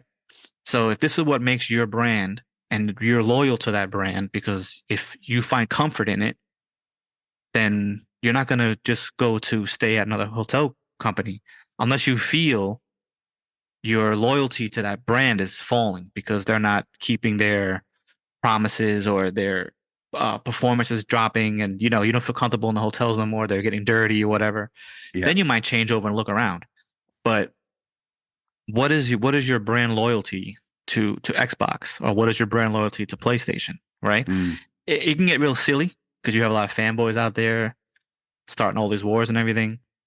But it's like if Sony has this way, this is Sony, and you're in this Sony ecosystem because we have PlayStation. That's what PlayStation is to you and to me, then we're satisfied, right? If Xbox wants to do the no console, play everything, then that's their community. But if their community is getting upset that there's no exclusives, it's not Sony's fault. No. It's Xbox's fault. If Sony fans are getting upset that there's no Game Pass service for PlayStation games, then that's not Xbox's fault. That's Sony's fault. Yeah. But eventually everything kind of copies each other. So maybe down the road, there might be some kind of remote PlayStation without having your PlayStation on deck. And, it's possible because the future is changing. So you have to be yourself no matter what, but you have to try to improve yourself to keep growing. Yeah. Because you just can't stay back in the times. You know what I mean? You have to, eventually things have to change. So you'll have to, improve yourself to get where you want to go, wherever your belief or is, if that makes any sense. That was like a long ramble, but that's the best way I can describe it. No, I liked it. Like, I'm not mad at that. I've got there's no one more Mario question. games. I've got one more question for you that I feel is on the tip of everyone's lips. When you take a shower, do you face the controls or do you put your back to the controls? Right in the face. You face the controls. Hit me with it, boy. Apparently, more people turn their back to the controls than face them. How do you feel about that? You know what? I don't know how I feel about that, but I'll tell you something. I put the water on and I put my hand, get that temperature, make sure it's the right temperature. Once I'm satisfied with the temperature, face first, bro. I mean, how else can you go besides not going face first? This has fascinated me. I even had someone in the plumbing shop. I let it hit me right in the freaking face, bro. That's what I like. And then it hits my hair, and I feel like all sexual and sensual in the shower. You get that soap, and you just lather up. What does a sexy, sensual Bobby? What's he feeling? Real silky, real wet. Real soapy. You want to make sure that you get everything soaped up. You leave the conditioner in. It says 2 minutes. Nah, do it for 4, bro. Let that luxurious conditioner condition that hair, bro. The only hair on my body I can condition are my eyebrows or my armpit hair. They have that though. Armpit hair don't have any. Right off. Right off. We've segued from a question that has been puzzling me all week into a new one. How many listeners out there are shaving their armpits? Oh, I do it all the time. I don't want one little piece of wild hair out there. What about chest? Is that hair or? I have like 5 pieces, so keep them. Do you tie like knots in them so they can't grow back in? No, they're just I can't even tie a knot in it because they're spread apart. It's just weird. I don't have chest hair. You got 5 hairs. 5 pieces of hair. 4 straight, one's curly. Picture that. Can you pull out the curly one, stick it on a piece of sellotape and send it to me? Absolutely. You'll say pay? Yes, pay. Here's a piece of curly hair. Nice. Borat. That's it. Okay. Well, let's bury the exclusives conversation. It's probably it's never going to end, is it? But it's never going to end because people always want different things. So if you like exclusives and that's still your thing, then you have PlayStation and Nintendo. If you like to be everywhere and go anywhere and do anything and play anything, you have Xbox. I mean, you're never going to get 100% satisfaction from anything or anyone. No. You could have a long life wife or husband for years and years and years. You still want to probably smack him in the head. Would you stop doing that, please? It's just never going to change. Yeah, right. But you love him. You love him to death, obviously. What are you going to do? You wish your kid didn't like pick his nose and flick it across the living room. That's you love him. I mean, he's going to do it. You still love him, but are you going to be 100% satisfied with everything in life? No, you're not. You're never going to be, and that's everything. Let me tell you about something that I think you're gonna like.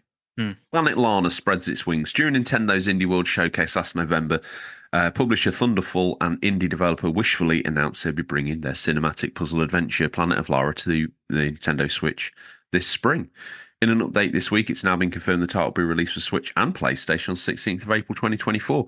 You can check out the moving trailer on YouTube. The game has stunning visuals and a rousing soundtrack from DICE and BAFTA-nominated composer Takeshi Furukawa of The Last Guardian fame. In Planet Lana, you take control of Lana, who can issue commands to a cat-like buddy named Mew to overcome all sorts of platforming challenges, puzzles, and enemies that take on the form of spider-like robots. Lana's world is upended as a mysterious alien orb appears in the sky and robots begin capturing villages for unknown purpose.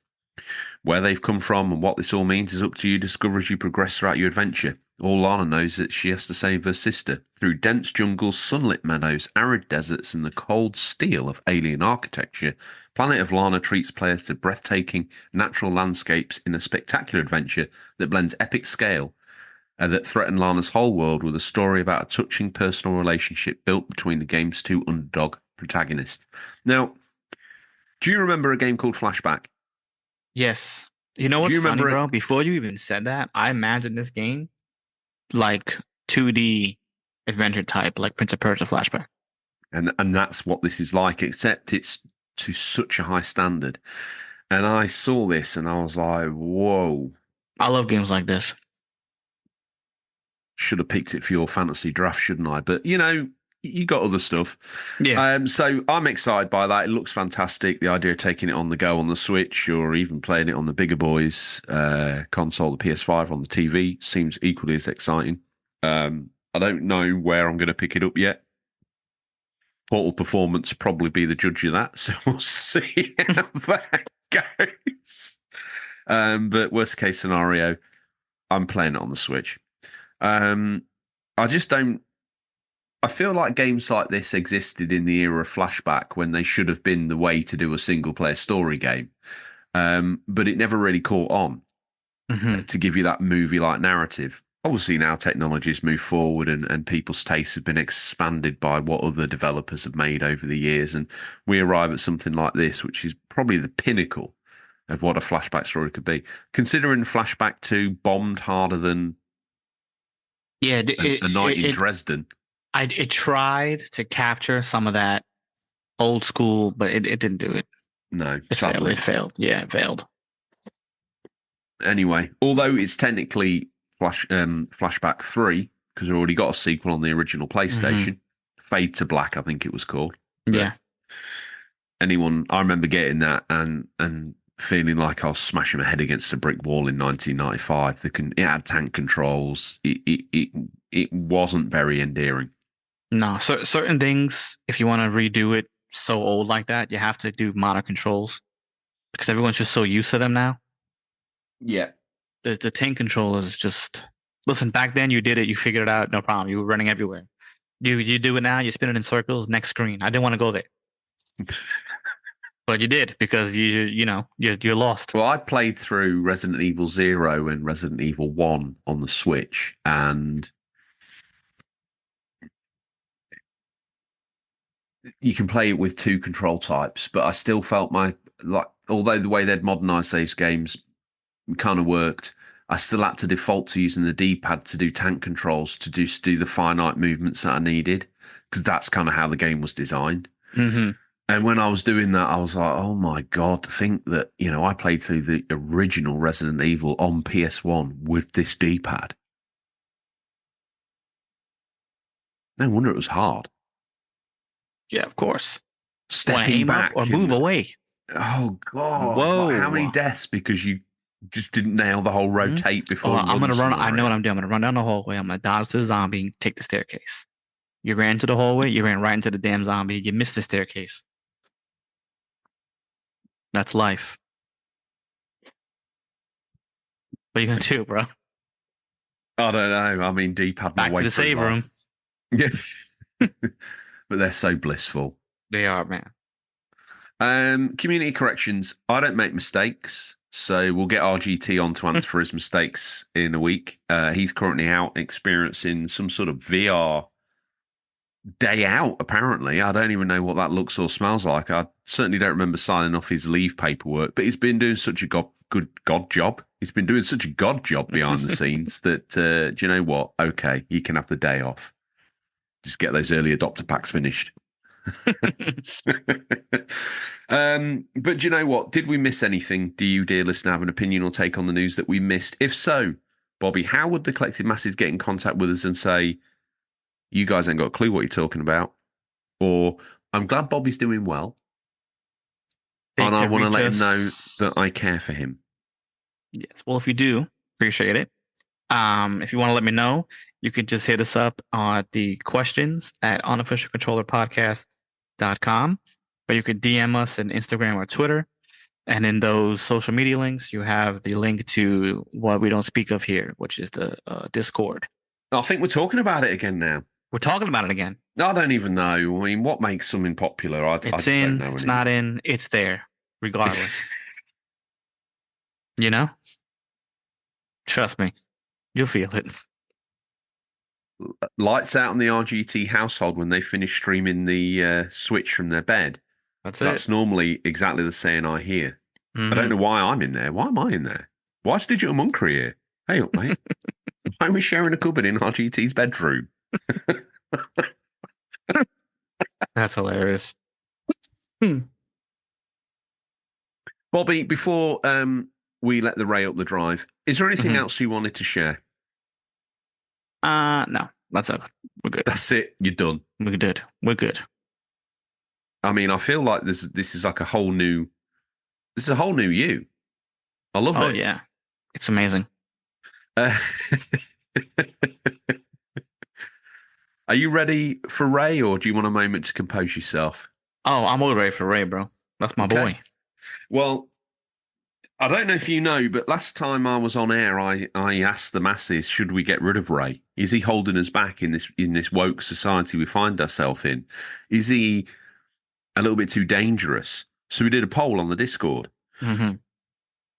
It was, and Boboloba took control of the poll, and it was like, do you want Wayne to stay? Do you want Sting to stay? Do you want Sting to go? Do you want George to go? And for a minute, it was looking a bit dicey about whether I'd ever be on the show again. Right? But Ray, that's the trolls, man. That's the social media trolls. The finite amount of people that have come from the Silent But Violence, they've made their way to the Discord, and then they voted on something where they seem to have absolute hatred for me. And I don't know. All the Silent But Violence that are UCP OG George fans, get in the Discord, mount up.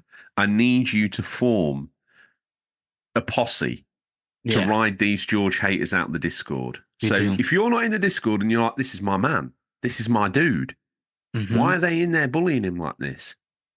Saddle up, come down. The Discord's free, but I need a team of people to almost be like my honor guard.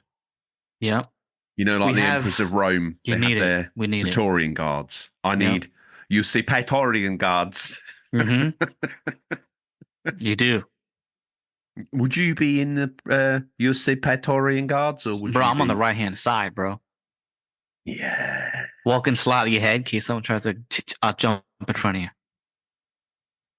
Love it. I don't know what I've done to deserve this loyalty, but I'll take it. Okay, here's someone who I don't know where his loyalties lie, if I'm honest with you, but it's time for a peek in what we affectionately call Stingray's boot. What's nestled between some counterfeit nappies and a dodgy copy of Battlefriendle this week. These are the new release highlights for the week March 17th to March 24th, 2024.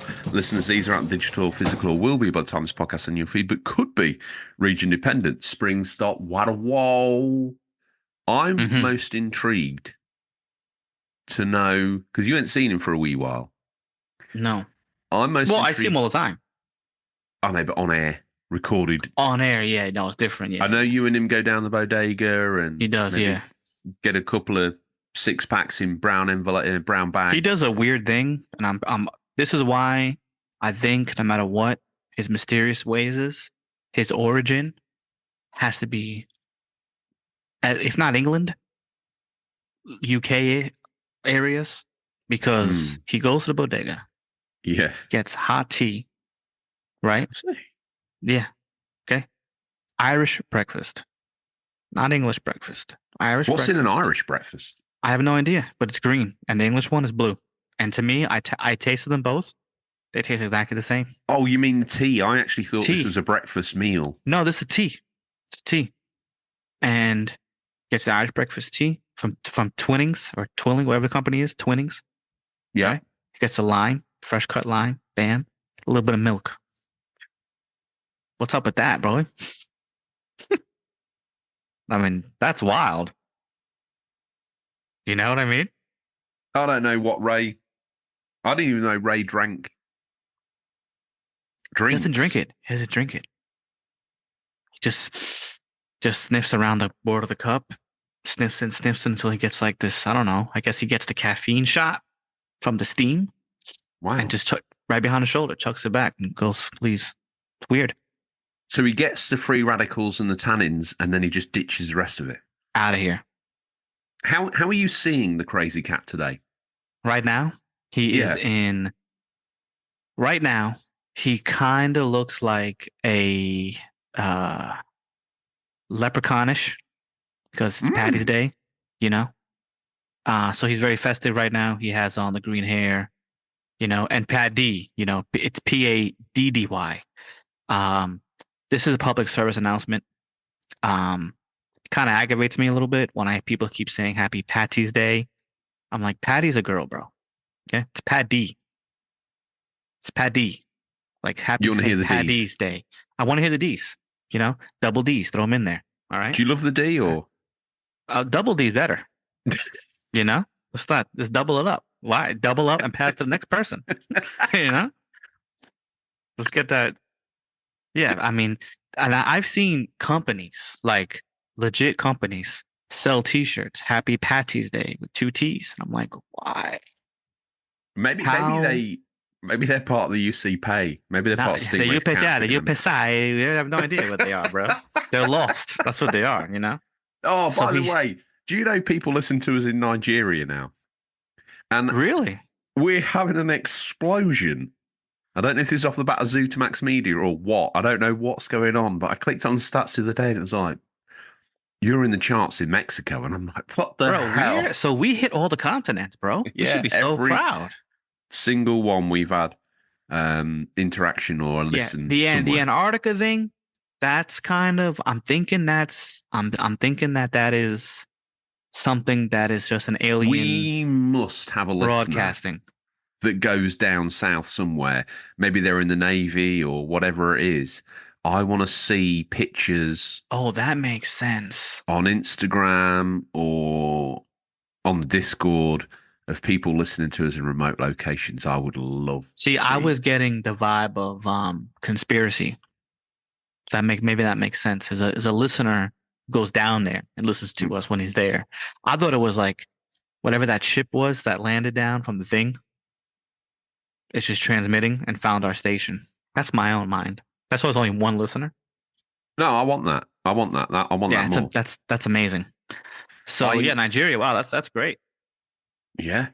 So someone somewhere is driving down the streets of Nigeria with you booming out the speakers. Double D's. Bizarrely, that's been said while they've been listening, thinking, "Well, I'm listening." Yeah, this is great. I mean, D, double D, whatever. Mm-hmm. Well, how am I? So that's how you've seen the Ray. Yeah, typical. Like a little leprechaun. Nothing like a leprechaun, like Notre Dame guy, Fighting Irish logo, or the Boston Celtics logo. Nothing like that. It's just typical, nice green. Beautiful jacket with very, very like darker green, but not so much dark green, like 4-leaf clovers. Have you seen this? Are you seeing his son Wayne today? Yeah, he looks like cousin It from the Addams Family, but red hair. Why? Why not? Who knows, bro? He's holding a very small jar of like pot of gold. But it's not actually a pot of gold. And I don't know the correct name for this, but in New York, there's this Jewish golden candy you can buy. It looks like money. And it's in gold tinfoil. And you can open them up. And it has 5 cents, 2 cents. And the bigger the money, the bigger the chocolate. That's what he's holding inside. It's a beautiful thing. It's one of the best underrated chocolates of all time.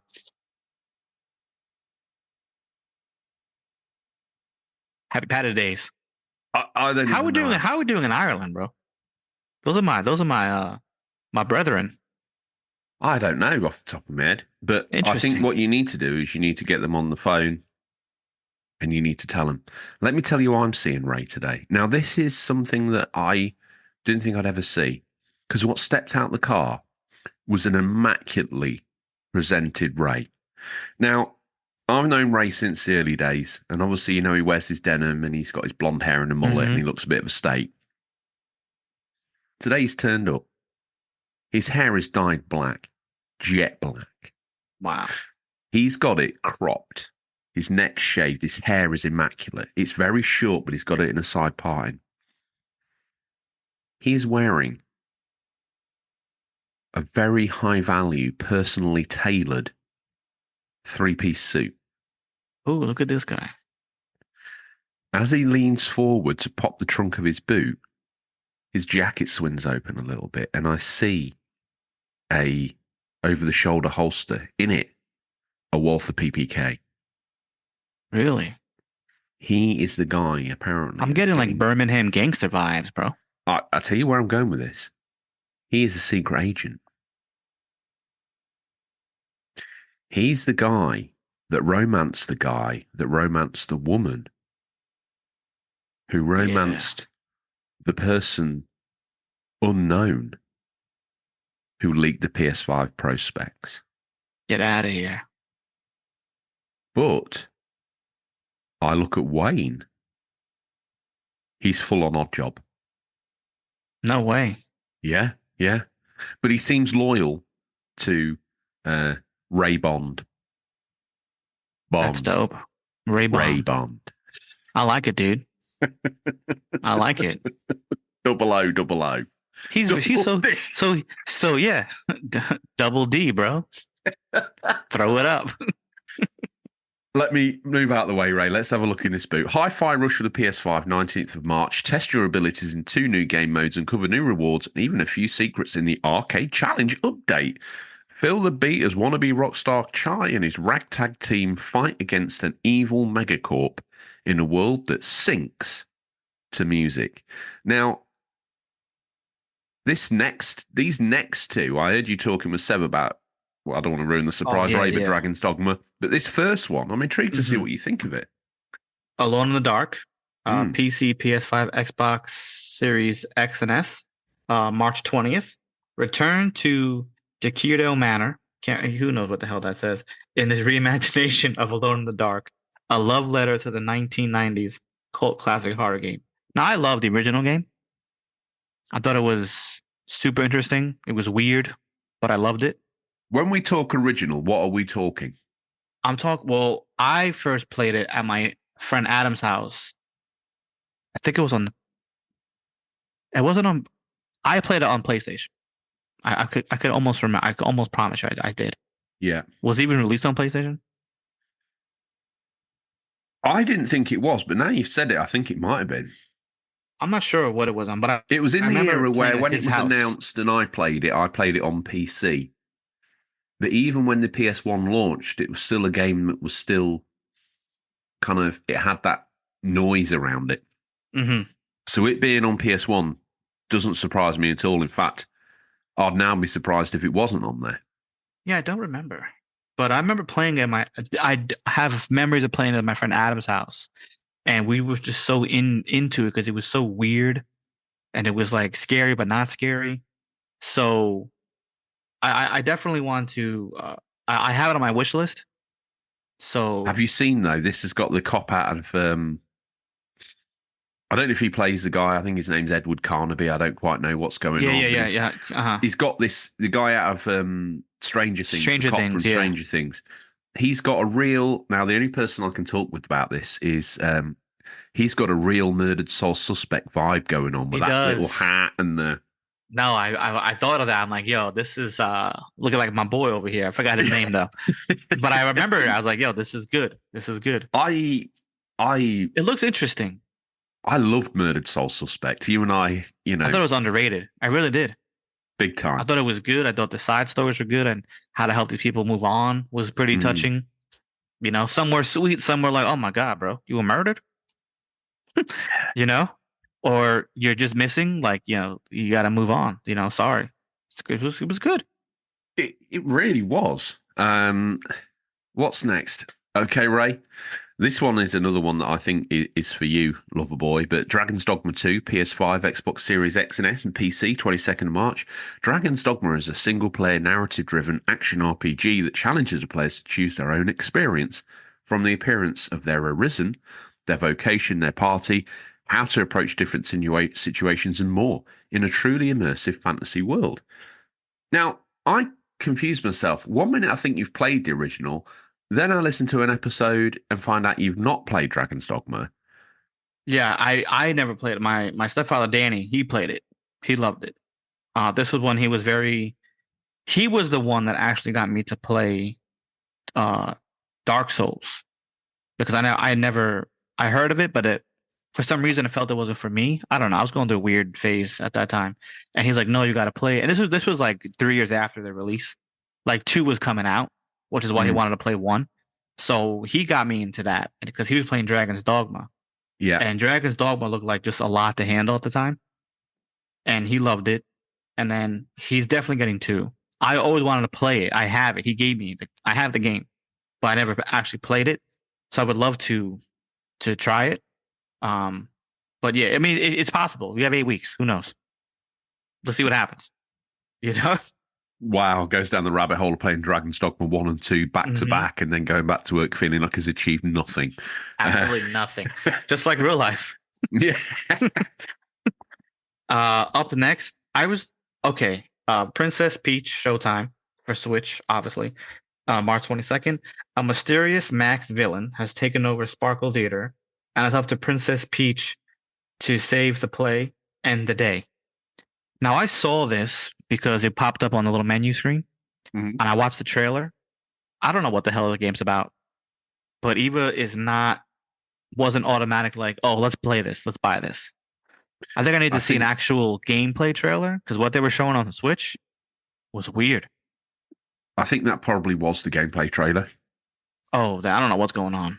I don't know. It's weird. It's almost like can't even begin to describe it, really. Like you have these different suits that you put on in the levels that give you different skills. There's like a Sherlock detective one. There's a cake making one. Yeah. So yeah.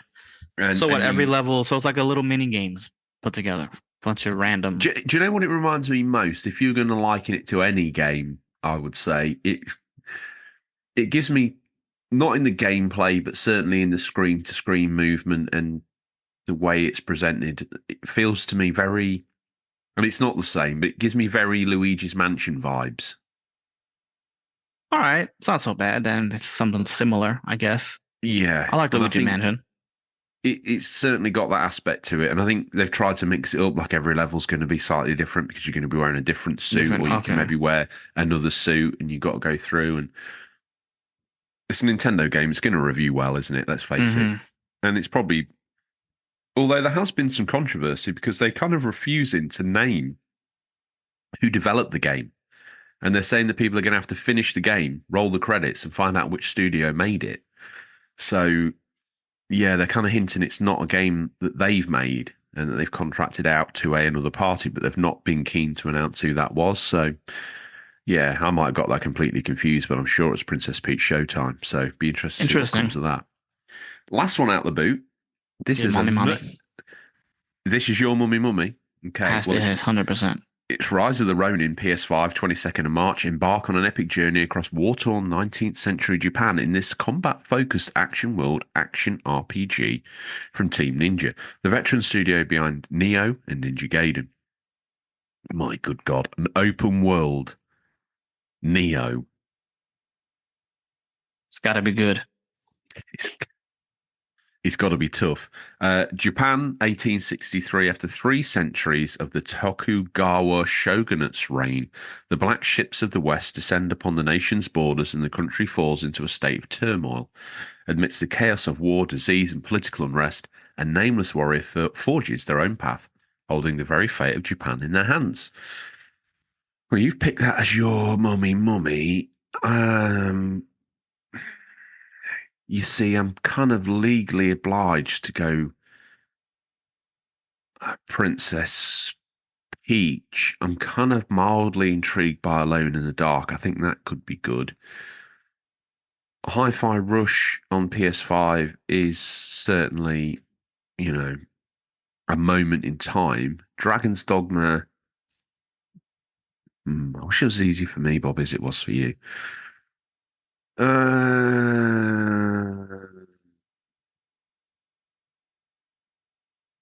I'm gonna go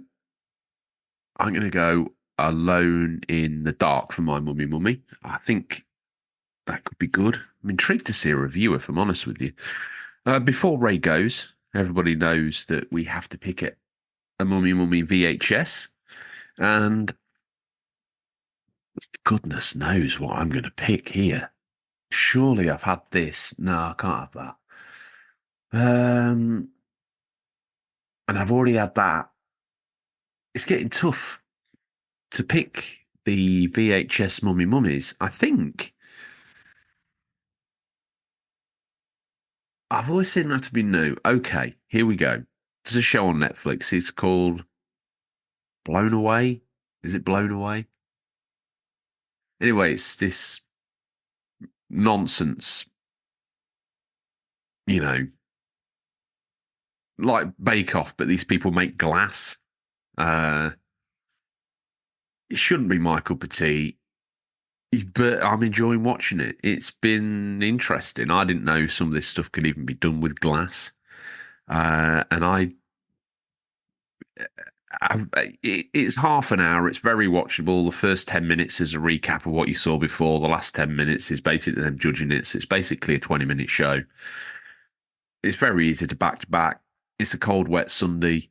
You might as well sit and watch a talent show about glass blowing. And then you're going to feel like an absolute king. So I suppose everybody's wanting to know what your VHS mummy pickup is, Bobby.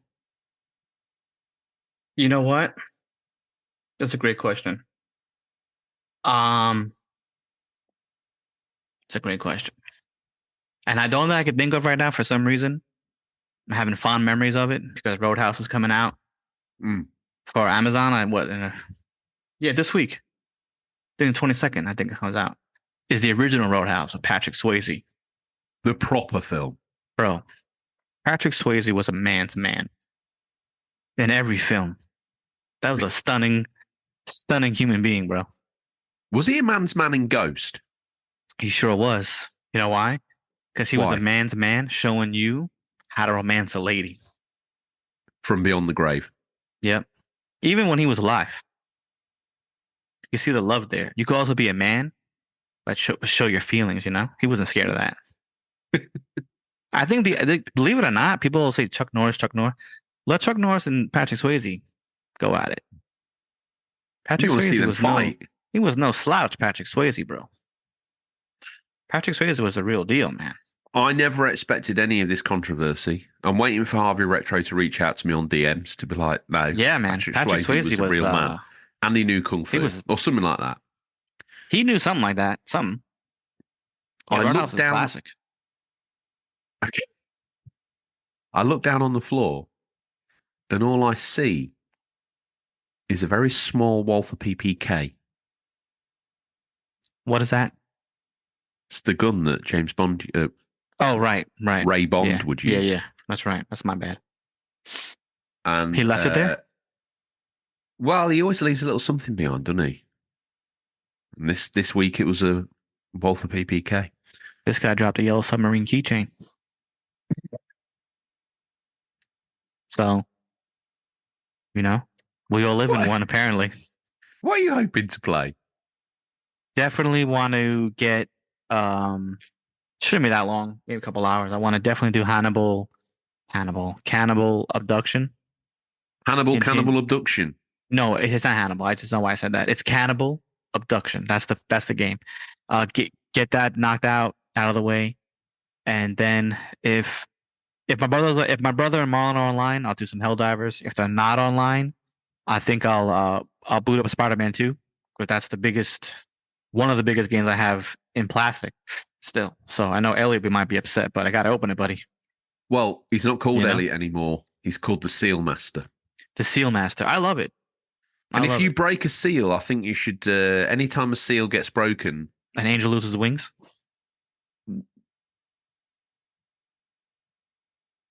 The Seal Master loses chest hairs. A singular chest hair every time a seal is broken. So I imagine Elliot with a very kind of almost Zangief style chest hair. Yeah, I do. I don't know why, but in my mind, I close my eyes and he is like George the Animal Steel. He's covered in it. Yeah, he's covered. Okay. All right. Does it hurt him? Or does he not know that it falls out?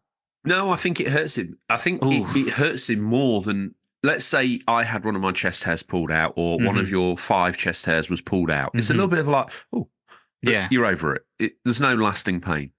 So imagine if a few people around the world open up a new game around the same time. He was, ooh, Every launch day, he's like literally getting, he has to be on Tylenol. it feels like getting waxed. Yeah, I'm sure it does. And because of the way the time moves through the planet, obviously midday in America, 5 hours later, midday in the UK, he's literally just da da da da da all day. So he's always having some kind of constant pain, man. Poor guy. Stingy. And it hurts probably 4 times more than the pain you and I would recognize of a hair getting removed. Oof. It's terrible. But almost simultaneously, to allow him to be as hirsute as he is, they sprout and start growing again.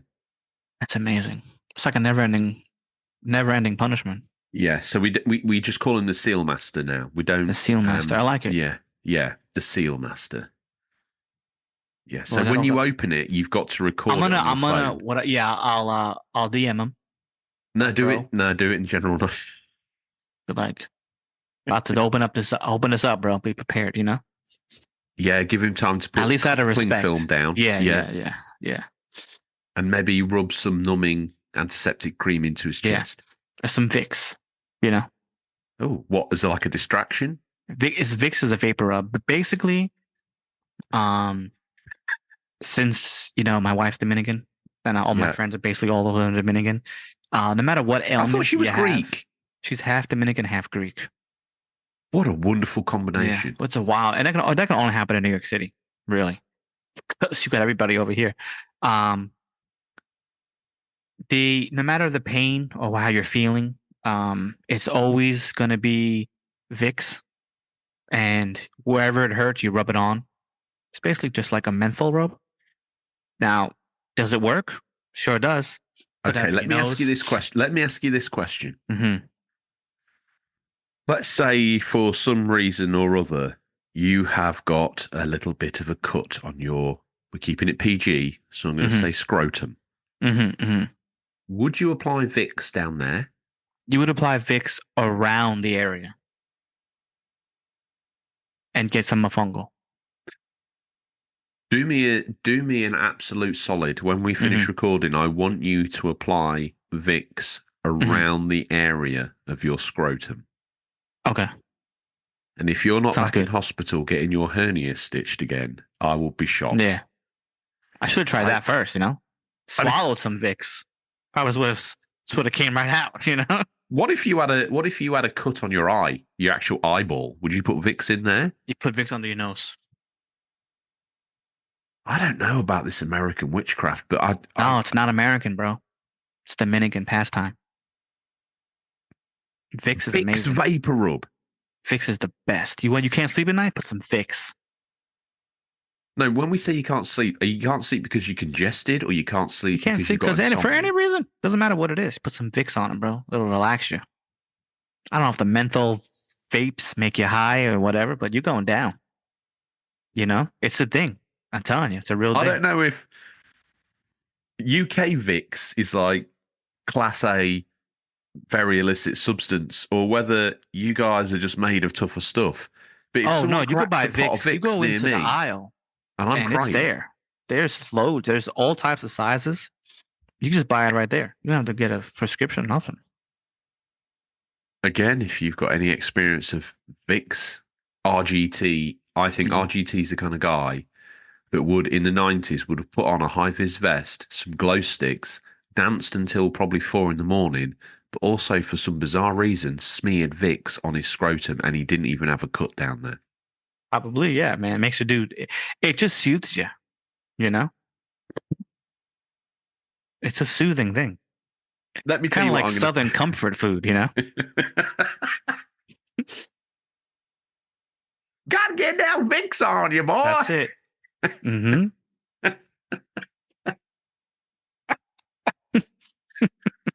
Oh wow. I think I'm going to play some Yakuza on Portal. I'm going to probably. I need to play and finish. I started Uncharted 3. I love how many times I've finished these games now and just rock up, turn it on, one and done. That's it. Move it on. Yep. Yeah. Uncharted was so amazing. That what? Sorry. So amazing. Uncharted. That trilogy. Yeah. Yeah, my brother got me into it because I wasn't a fan. I didn't play any of them until the remake came out with all three. Yeah. And then I played the fourth one, and then what was the one with the two girls? Oh, Lost Legacy. Yeah, that was dope. That was great. He played them. I never got into them. I just thought it was a Tomb Raider knockoff. I was so wrong. That's what happens when Tomb Raider and Gears of War have a baby. It was so wrong, man. That was amazing. Even Eva was sitting down watching the story, so it had to pique her interest a little bit too. There's something about the way the story's told and presented that just feels really good. Yeah. Other than that, I don't think I'm really gonna scare the wits out of any games too much. But yeah, that's it. Some weeks you do, some weeks you don't. It's true. Question. Is there anything else you want to share before we hit the outro like absolute two gaming rock legends? No, but I figured if I'm have all this time off, maybe I'll do I have a couple ideas for a couple solo shows. Ooh. I want to continue maybe the X-rated video games. That was gold, by the way. I love that. I like that. It was pretty fun. I got a couple more I thought about that's not so over the top wild. Some I could just mention. You may never heard of it. You Google yourself. You want to talk about it next episode? We'll figure it out. You know, some of those maybe. I have a couple other things in my mind just to keep it going while I'm home because I can't. I mean, eventually I'm gonna have to do something else, right? So why not air it out on the podcast? Boom, beautiful. I like it. Yeah, that'd be pretty dope. And then I'm bringing my Instagram back because I was just so overwhelmed with everything. So I prepared a whole week's worth of stuff. So Monday morning, the 18th of March, bam, first post. Just keep going. I used to like doing it, but then I think I got overwhelmed. You know, it goes. And then it was just it happens. It goes from being something you're enjoying to what feels like a commitment. Yeah. And that's when things start to get a little bit. And then it's like, oh, you know, you do it for what X amount of likes. But you know what? I realize I'm just going to put it out there because it's my personal opinions on games I personally played. Yeah, and it's I don't think there. There's anything wrong with that. If I could put that on a website page, you know what? Even better. It should. Now I know it's somewhere people could read it. Because who knows? Instagram can take your stuff down out the back of your backside, pal. Because listen, I could break a rule. Instagram could be like, you broke a rule, we're shutting your page down. All my thoughts and everything is gone. So I was trying to copy and paste them on like a Word document. You know, even if it was just a short review or a long review, whatever it was, just get them in there so I can put them maybe. So I have a website that I never use. Put them in there, but again, I'm not savvy, so it's just like a waste of my time. But I want to put them somewhere, so if I ever have a place to put them, that'd be great. We'll carve out a corner of the internet. It's going to be amazing. Yeah, it's going to be beautiful. It's going to be like just keep it going. You know, exercise and eat a little bit healthier. Try to drop some of this weight, and destroy these backlog. You are living I'm most envious. I mean, I don't want my guts rearranging. I'll be honest with you, but this time off, this dedication to walking and fitness, this dedication to the backlog. Holy hell. Yeah, it's like a renewed energy, bro. You know, it's like you come home from work, you only have so much time. What are you going to play? Sometimes you think about what you're going to play before you even get to play anything, and you miss out. You know, illusion of choice. Sometimes your wife wants a little cuddle time. All right. You know, your kids didn't get there. There's an event. Someone has a birthday party. You have to go to these things in life. You know, you can't just. All these what I would call very selfish things that people. It is selfish. It is. It is. But you'd have to them go. Feel better. Like, why do I need to be there to make you feel better? You know, but you got to go. You got to go. You got to go, man. It's been an absolute joy to witness your cherub-like visage. You are not only handsome, but as I say, reborn. You're almost like the Bronx's answer to Joe Swash. Yeah, I don't know if you need to Google him. I probably do. Google him now. JoeSwash UK celebrity or something like that. JoeW. What was it? SWASH. That's his last name. Joe Swash. I see him. Oh wow! Look at this guy. Let me just make sure I told you to Google the same dude. He's a year older than me. Is he? Mm-hmm. Yeah. Get out of here. So this is Dancing on Ice, bro. how I see you now.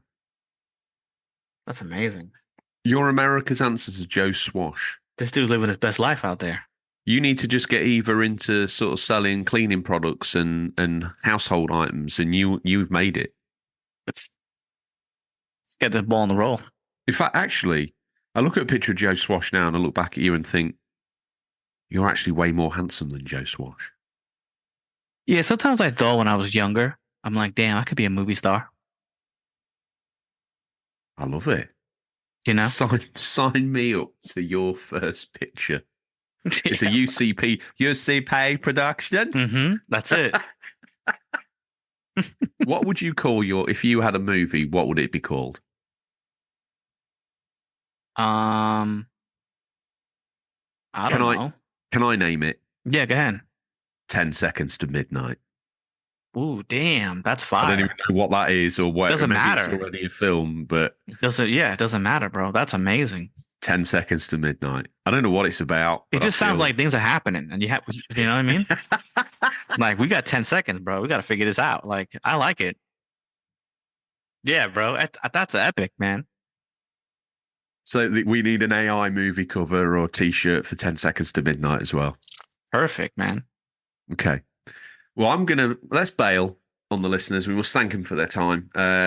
As always, thank you for your time. I look forward to the pleasure of speaking to you again next week. Until then, happy gaming. Remember, there's nothing wrong with being given the unofficial controller. It's what you do with it that counts. See you, Bobby. Peace out.